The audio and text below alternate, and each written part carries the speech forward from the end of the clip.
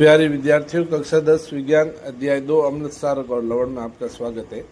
हमने pH scale के बारे में पढ़ा था, लेकिन पीएच स्केल के ऊपर कैसे प्रश्न बनते हैं। जैसे पहले प्रश्न बनता है कि अम्लीय वर्षा किसे कहते हैं।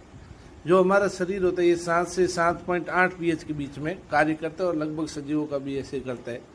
अब यदि प्रदूषण के कारण जो बारिश हो रही है उसके पानी में कुछ प्रदूषक घुल जाए और उसका पीएच 5.6 से कम हो जाए तो वो पानी जब नदियों में प्रवाहित होता है तो मछली और जीवधारियों के लिए वो नुकसानदायक होता है, उनका जीवन खतरे में आ जाता है। इसे अम्लीय वर्षा कहते हैं।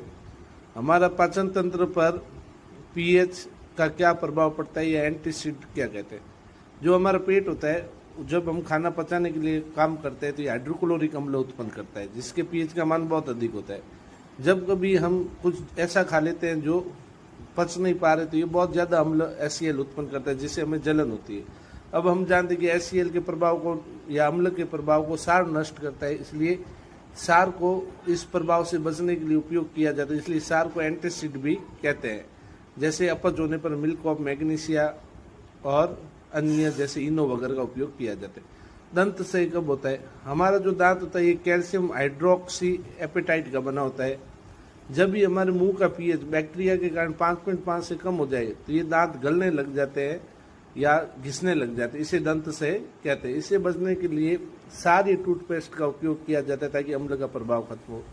मधुमक्खी के डंक मारने पर बेकिंग सोडे का उपयोग क्यों किया जाता है। मधुमक्खी हमारे शरीर में जो जहर छोड़ता है वो अम्लीय होता है। अब हम जानते हैं कि अम्ल के प्रभाव को सार नष्ट कर सकते हैं और बेकिंग सोडा एक दुर्बल सार होता है, इसलिए इसको जहाँ डंक लगा होता है उसके ऊपर रगड़ा जाता है।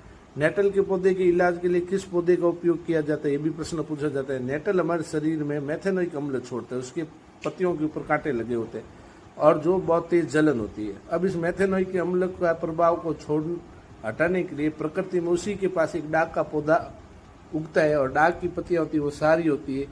हम जानते हैं कि अम्ल के प्रभाव को सार नष्ट करते हैं उदासीनीकरण अभिक्रिया द्वारा, तो डाक की पत्तियां उसके ऊपर रगड़ने से हमें रिलीफ प्राप्त होता है। धन्यवाद। सब्सक्राइब करें।